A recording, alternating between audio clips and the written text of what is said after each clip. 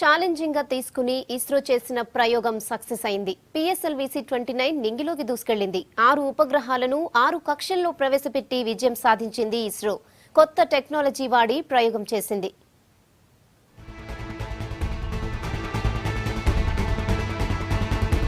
నిప్పులు చిమ్ముకుంటూ నింగిలోకి ఎగిరింది PSLV-C-29.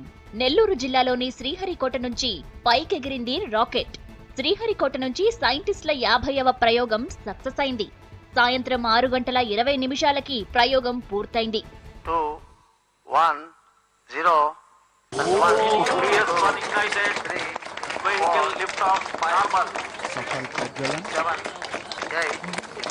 आकाश की ओर बढ़ता PSLV-C-29 భూ పరిశీలన కోసం సింగపూర్ అంతరిక్ష సంస్థ ఉపగ్రహం టెలియోస్ తో పాటు మరో 5 ఉపగ్రహాలను కక్షలోకి చేర్చింది రాకెట్.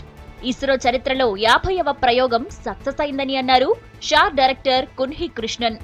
మొత్తం 84 ఉపగ్రహాలను కక్షలోకి పంపినట్లు చెప్పారు ఇస్రో అధికారులు.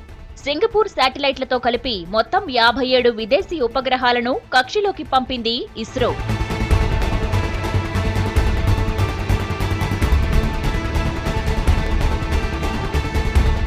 ఒకేసారి చాలా ఉపగ్రహాలను ఒకే రాకెట్లో పైకి తీసుకువెళ్లడం ఇస్రోకి తెలిసిన పనే. కానీ ఈసారి మాత్రం 6 ఉపగ్రహాలను 6 కక్షల్లోకి పంపారు సైంటిస్టులు. ఒక్కో ఉపగ్రహాన్ని అర నిమిషం గ్యాప్ తో ఫిక్స్ చేసిన కక్షలోకి పంపింది రాకెట్. దీనికోసం కొత్త టెక్నాలజీని ఉపయోగించారు సైంటిస్టులు. 3 దశల తర్వాత రాకెట్ ఇంజన్ ఆపి మళ్లీ రీస్టార్ట్ చేశారు. స్పేస్ లో ఉండే పరిస్థితులకు చాలా కష్టమైన ఛాలెంజింగ్ గా తీసుకుని సక్సెస్ అయ్యారు సైంటిస్టులు. రాకెట్ ఇంజన్ పై ఇలాంటి ప్రయోగం చేయడం ఇస్రోకి మొదటిసారి.